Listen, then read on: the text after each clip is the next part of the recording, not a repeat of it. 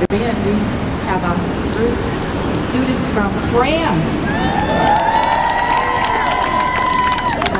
J.T. Foster, they got it over you, I'll tell you. So let's everybody do a happy birthday to one of the students, Jean-Baptiste, here in New York celebrating his birthday. There he is, everybody. Happy birthday. All right.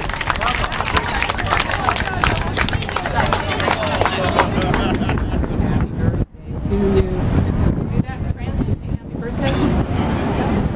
I don't know it in French. There it is. Happy birthday, Jean-Baptiste. Happy birthday to you. All right. And they came all the way here to see the Statue of Liberty. Isn't that wonderful? So is the rest of us. But we've got a lot more to show you, so let's get busy seeing the sights. Now the birthday celebration is underway. We've got, looking up ahead of us, the Great Bridge, the Brooklyn Bridge that we're going to pass beneath. And you know, the bridge finally was completed in 1883 after 14 long years, and that bridge became the skyline. Where we departed here from the South Street Seaport, the buildings right on the waterfront of the old seaport still around today, not torn down yet. Hopefully they won't be. They're the historic register right now. Show us what the skyline used to look like. Maybe like the skyline of your city or town back home, where you don't have all the skyscrapers. But they would become as a result of this bridge, which was begun by stone. You can see the magnificence of the stone towers, which at 276.5 feet above the waterline. هذا جسر بروكلين بريدج اللي مبني سنة 1883. يعني لما كنا اجدادنا وبياتنا كانوا في المغاير عايشين كان هانوا يعملوا في هذا الجسر. 1883. Of skyscrapers, that tiny little island, it's 13 miles long, that wouldn't have happened without the steel age for sure. And so this bridge would have led to Brooklyn, as it still does, but the city probably would have grown up over there. They're on a bigger island. Oh, the bridge is doing okay. It'll be 129 years old next month. You can walk on it. It's built so big and so strong. You can drive your car on it. Not bad.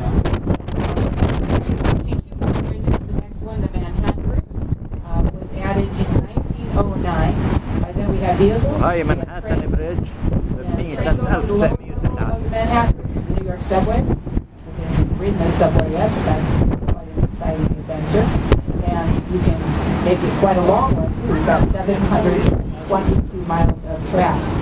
So it's a great way to travel throughout the city. And the way most of us people living here do, it's simply too costly, too confined to drive a car all over. So fewer than 20% of us who live on the island might be an eye-opener to some of you in the rest of the world own or operate our own vehicles and public transportation.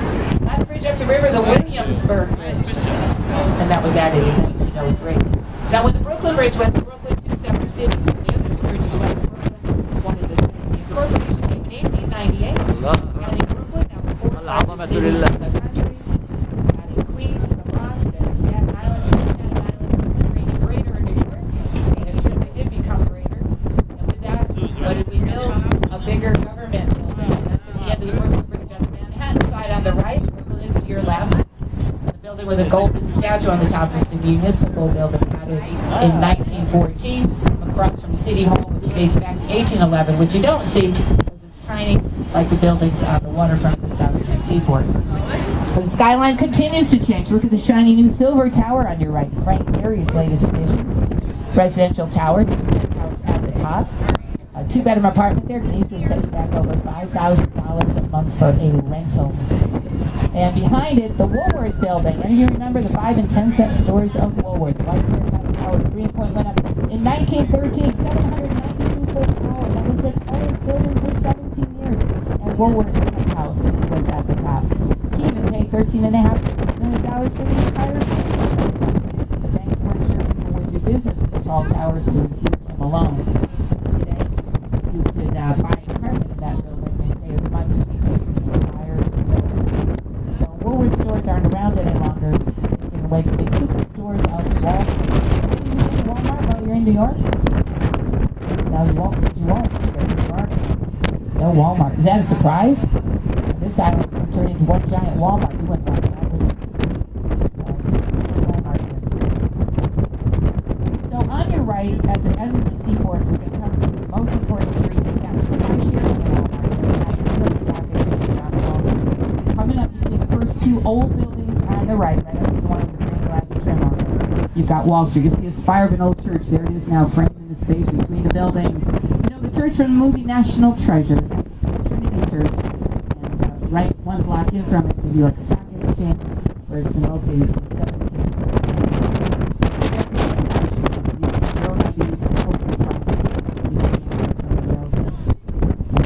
On the other side of the New York Stock Exchange, George Washington statue.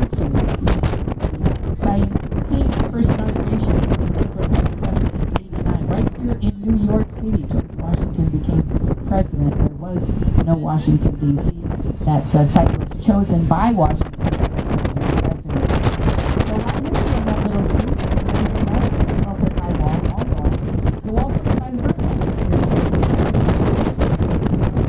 Amsterdam. At the latter 1600s, the Dutch flag was down. They were still here trading. They came here for deals. What New York is all about today. So that traders from all over the world, the World Trade Center, has evolved here. And of course, the financial company. We became an English colony, getting our so in 1789, with limited transportation, how did George Washington get here?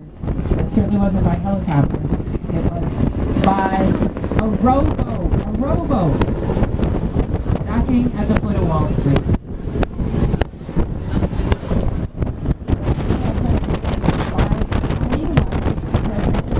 And then right here where the helicopter's got your attention on our right, an old shipping pier, as most of the shipping has been moved from the East River, recycled now into the downtown helicopter. You can always tell it's not a helicopter. Why? Everything, that's one time I think that everything New York comes to a standstill. New York, the recognition here, the city that never sleeps, always on the move, run. But not when the president comes to town. For a few moments at least, everything comes to a stop. So it is a weekend, and there are a lot of sightseeing helicopters here.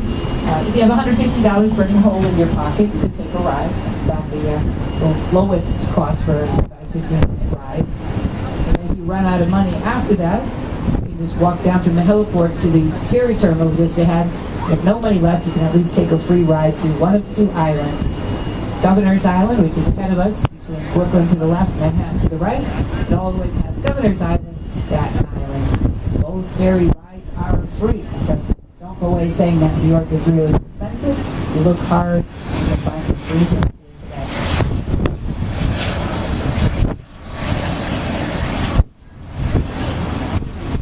I would imagine with a group from France and from Alberta, you're all here primarily out in the water to see the